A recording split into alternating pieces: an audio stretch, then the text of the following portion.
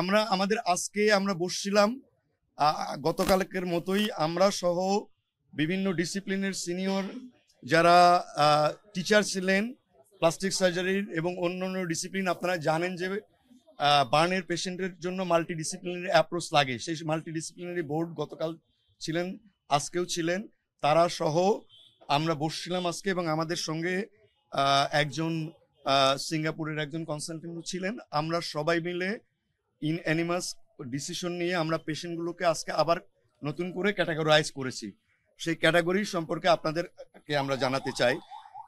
সেই ক্যাটাগরির মধ্যে আমাদের আজকের যে ফাইনাল আউটকাম, সেটাতে ক্রিটিক্যাল পেশেন্ট আছে এই মুহূর্তে 8 জন, আর সিভিয়ার ক্যাটাগরিতে আমাদের পেশেন্ট আছে 13 জন, আর বাকি পেশেন্টগুলো আছে আরও 23, সেটা হচ্ছে ইন্টারমিডিয়েট ক্যাটাগরিতে। অর্থাৎ মোট 44 জন রোগী এই মুহূর্তে আমাদের ন্যাশনাল বার্ন ইনস্টিটিউটে আছে, ভর্তি হিসাবে আমাদেরকে আছে। এরপরে যদি আপনাদের কোনো প্রশ্ন থাকে, 44 জন পেশেন্ট এই মুহূর্তে আমাদের ইনস্টিটিউশনে ভর্তি আছে। আমরা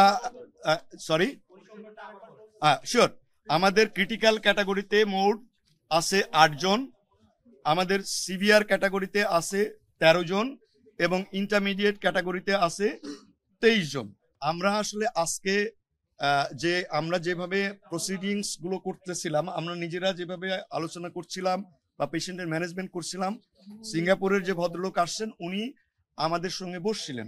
অ্যাকচুয়ালি উনি সরাসরি কোনো চিকিৎসা পদ্ধতি বা রোগীদের সঙ্গে উনি কোনো কথা বলেননি। আমরা যে রোগীগুলো নিয়ে যে আলোচনাটা আমরা করেছি, আমাদের সাথে উনিও কিছু মতামত দিয়েছেন।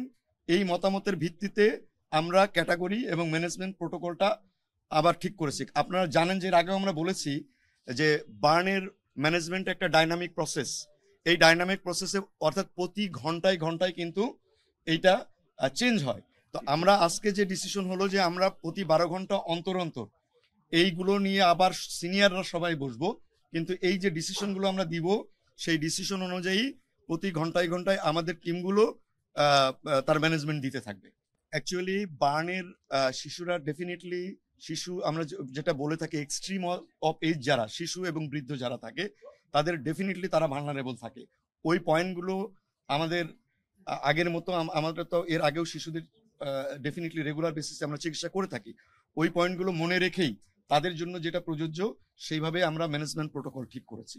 আসলে ভালনারেবিলিটি শুধু শিশু বা বয়স্কর জন্য না, অন্যান্য যে পয়েন্টগুলো অর্থাৎ বার্নের পার্সেন্টেজ কেমন, বার্নের থিকনেস কেমন, সাথে ইনহেলেশন ইনজুরি কেমন, এইগুলোর উপরে বেস করেই আমরা বার্নের এই সিভিয়ারিটিটা আসলে নির্ধারণ করে থাকি।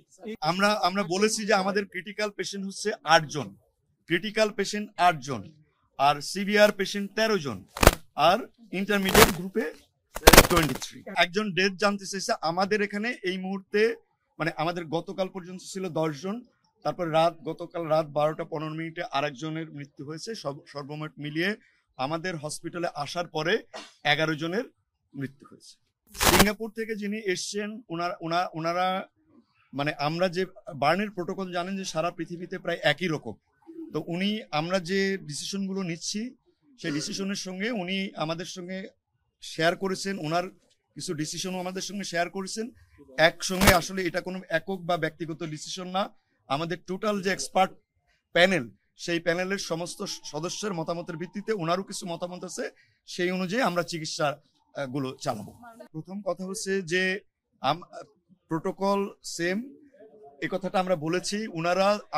আমরা প্রত্যেকটি পেশেন্টকে আমরা আজকে সারাদিনে প্রত্যেকটি পেশেন্ট সময়টা নিয়েছি আমরা এই জন্য ইন্ডিভিজুয়ালি প্রত্যেকটা পেশেন্টের তথ্য আমরা নিয়ে আলোচনা করেছি, ইন্ডিভিজুয়ালি এভরি পেশেন্ট নিয়ে আলোচনা করেছি।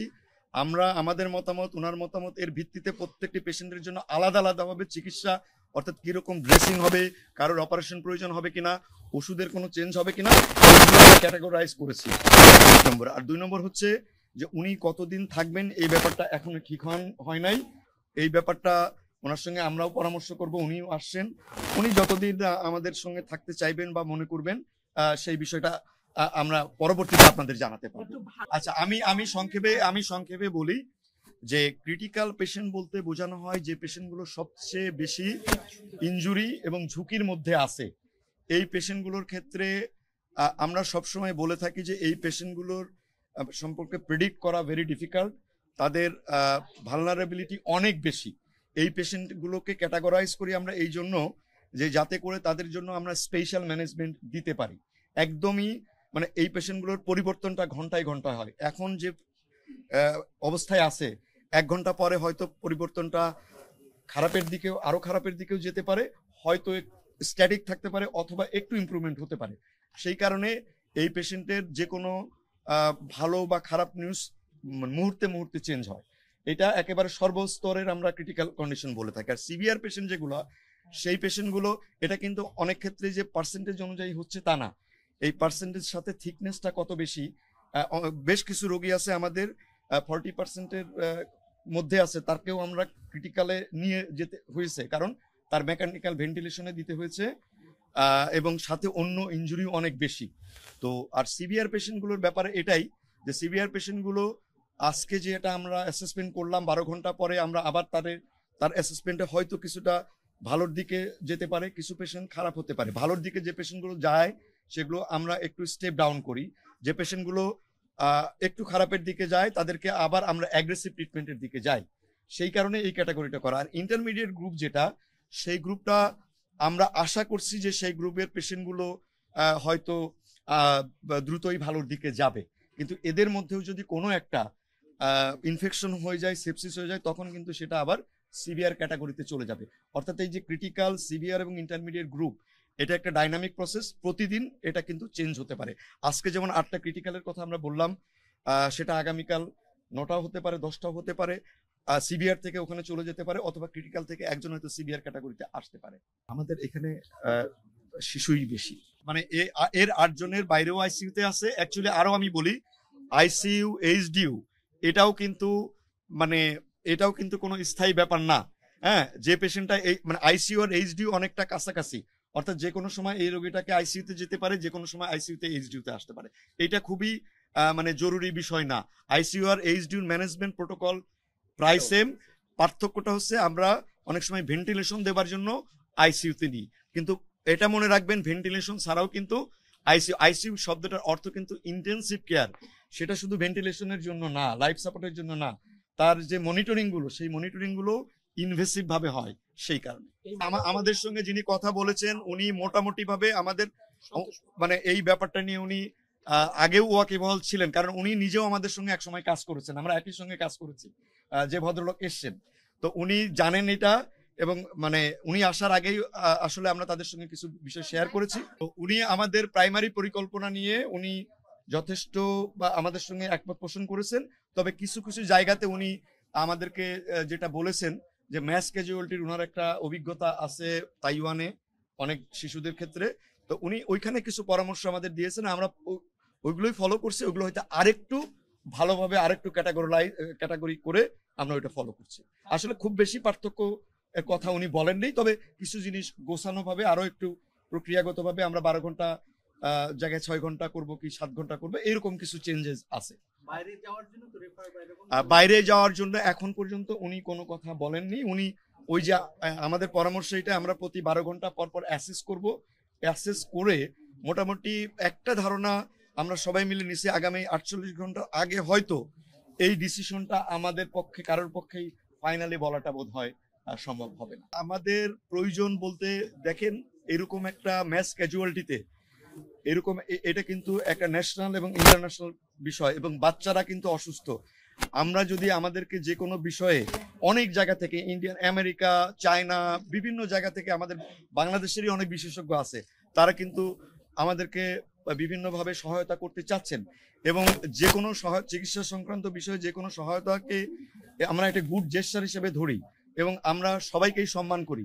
কিন্তু এই মুহূর্তে আমরা যে প্রোটোকল নিয়ে আগাচ্ছি, আমরা মনে করি যে এই প্রোটোকল নিয়েই আমাদের সামনে আগাবো। ভবিষ্যতে যদি এই বিষয়ে কেউ সুপরামর্শ আমাদের দিয়ে থাকেন এবং আমরা যদি মনে করি সেটা আমাদের রোগীদের জন্য ভালো হবে, ডেফিনেটলি এই ব্যাপারে আমরা মোটেই ইগোইস্টিক নই।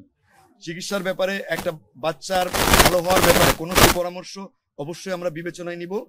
আমরা যে কোনো পরামর্শ আসলে আমরা সবাই মিলে একটা বসে, যদি কোনো চেঞ্জ করতে হয়, করলে যদি আমাদের বাচ্চাদের জন্য ভালো হয়, অবশ্যই আমরা সেটা করবো। এখানে ইন্ডিয়া, পাকিস্তান, বাংলাদেশ, তুরস্ক বা আসলে কোনো দেশের ক্ষেত্রে আমরা ইয়ে করব না। আমাদের মাত্র একজন পেশেন্টের ও নেগেটিভ ব্লাড আছে, আর সব পজিটিভ।